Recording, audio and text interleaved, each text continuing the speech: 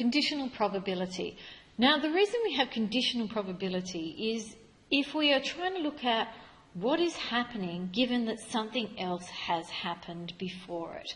So the best way for me to show you how to do this is through some examples.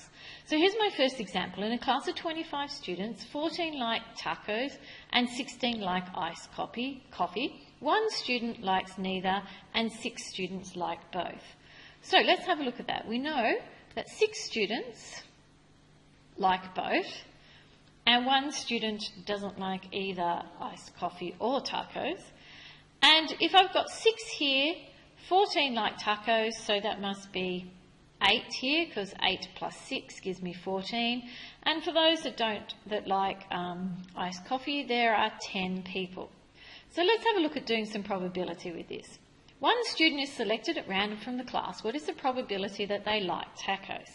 So this is the probability that we get someone who likes tacos. So the people that like tacos are these people in the tacos group, which is 8 plus 16. 8 plus 16 is 14, so this is 14 over 25. I'm not sure what's going on there. Okay, so let's have a look at this. Likes tacos given that she likes coffee. So this is saying that of the 16 who like coffee, so because there's 16 of them who like coffee, 6 like tacos.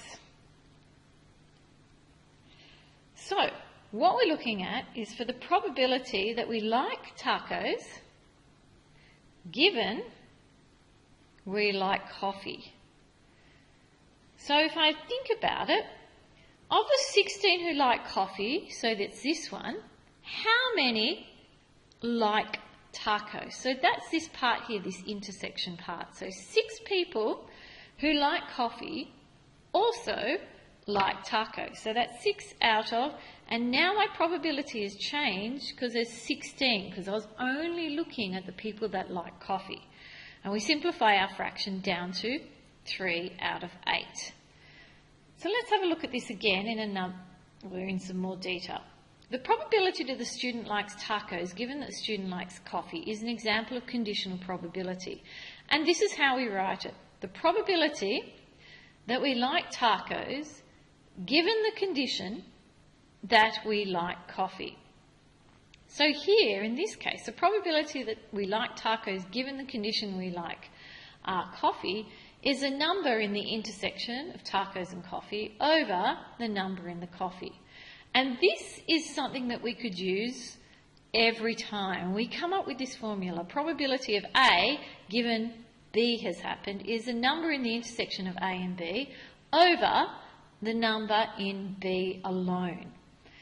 So let's have a look at some other examples. In a class of 40, 34 like bananas, 22 like pineapples, and 2 dislike both fruits. If a student is randomly selected, find the probability that the student likes both fruits. Well, there's not very much I can do until I draw a Venn diagram, because there's a lot of information going on here. If I can quickly draw up a Venn diagram, I've got more chance of understanding exactly what's going on. So I've got bananas and I've got pineapples, and I need to fill in. So I've got 2 that don't like any fruit, and I've got 40 people altogether. Now, to find this point of intersection here, what I need to be able to do is I've got 2 that dislike both fruits. So from the 40, I'm going to take away 2. So bananas intersection pineapples has to be 34 plus the 22 minus the 38 that don't like either. So I get 18. Not that I mean don't like either. What I mean is the 38 minus the 2 people, because I had 40 altogether and I've got 2 people that didn't like them. So once I've got this intersection, it makes it easy then for me to work out the probabilities that go in the other sections. So once I've done that, I then start working on my probabilities. So the probability that they like both fruits, we now know we have 18 out of the entire population, which is 40. So I get 9 out of 20.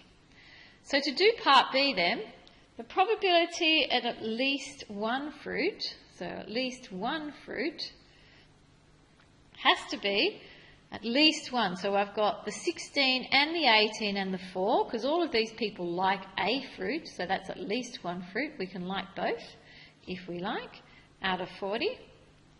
And what we get here is I get 38 out of 40, which is the same as 19 out of 20.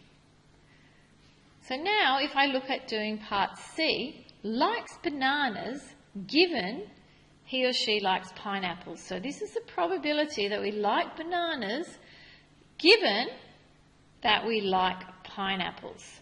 So, like bananas. So now what we're looking at always is the intersection, which is 18, over the probability that we like pineapples, which is the 18 plus 4, which is 22. And we simplify that to 9 out of 11. So that's using the formula that we just looked at. So let's have a look at the very last one. So D is dislikes pineapple given that she likes bananas. So it's the probability of disliking pineapples. So that means I can't have anything in pineapples, so the opposite of liking pineapples is P dash, given that I like bananas. So, given that I like bananas, I can't like pineapples. So now I'm not going to want this 18 anymore because I need the 16 because that's the people that don't like pineapples, given that they like bananas. And we know for the condition of liking bananas, there's 34 people that like bananas. There's 34 people that like bananas, but there's 16 people who really don't like pineapples. So they dislike pineapples given they like bananas. And we simplified that to 8 out of 17. So let's have a look at this very last one. A similar sort of question where we have some information going on. And what we need to do first is we need to draw up a Venn diagram. And in this Venn diagram, we've got people that study now French and German. So I've got two circles, and we have our French students and our German students, and this is a universal set. We've got 8 people that study both, and that means we have 12 that must do French, and we have 7 that do German, and we have 2 who do nothing. So once I've got my diagram sorted out, and if you're still having trouble drawing these diagrams, please come and see me for some extra help. Once we've done that, we then need to start answering our questions. So let's have a look at A. The probability that someone studies French. So we write down studies French, and we can see that from studying French, there's 20 people out of 29, and there's nothing I can do with that. So the probability that they study neither language, and can you see how I'm always writing down what the probability, what I'm trying to find. So neither language, there's 2 out of 29, because this number out here has got neither. C, studies at least one language, so the probability of at least one language. So that must be 12, and the 18, and the 7 out of 29, which gives me 27 out of 29. And you can see how these are all becoming very familiar. Once you've done one, you are starting to get the same question repeating over again. D, studies both languages. So we need the probability of both. And you can see that there are 8 that do both out of 29. Nothing I can do with that to simplify it. D, E, studies German given that they study French. So we want the probability that they study German given that they study French. So if they study French, they're studying German. So there's 8, because it's the intersection of that, over the total amount of people that study French, which is 20 in this case. And this simplifies down to 2 out of 5. Let's have a look at another one. Studies French given that they study German. So now we're doing it the opposite way. We're looking in the German side. We have 8 of them that study French, but my probability, or the number I'm out of, I'm looking at just the German part now, and there are 15 people that study only German. And let's have a look at the very last one. G, we're looking at studies both languages, given that they study at least one of the languages. So, studies both languages, that's the probability that they study, I'm going to put another bracket here, French and German.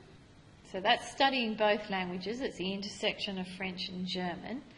Given that they study a language, which has to be the union of French and German. So if I think about that, there are 8 people that study both languages, and given that they study at least one of these languages is the union of French and German, which is 12 plus 8 plus 7, which is 27. And once again, there's nothing I can do to simplify it, and that is all the work we need to now know on conditional probability. Now, you've got some worksheets to do and some work from your textbook, and if you have any questions, you know where to find me.